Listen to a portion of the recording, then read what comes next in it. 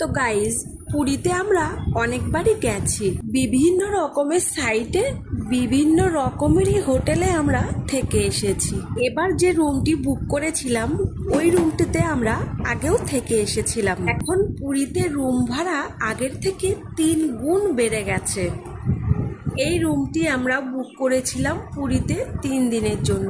আমাদের থেকে per day ভাড়া নিয়েছিল 1800 টাকা। রুমটির মধ্যে ছিলাম আমরা মোট 8 জন সদস্য। ওই রুমটির মধ্যে 2টো বেড ছিল। ওই বেডের উপরে মোট 6 জন করে থাকতে পারতো, আর 2 জন নিচেই থাকতো।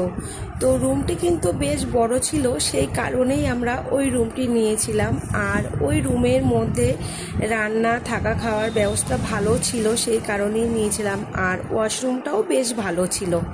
পুরীতে এখন টুরিস্টের ভীষণ চাপ, এই কারণেই হোটেলের রেটগুলো সবই হাই। ওই রুমটির মধ্যে 2টো সিলিং ফ্যান আছে, ফ্যানগুলো স্পিড আছে ভালো।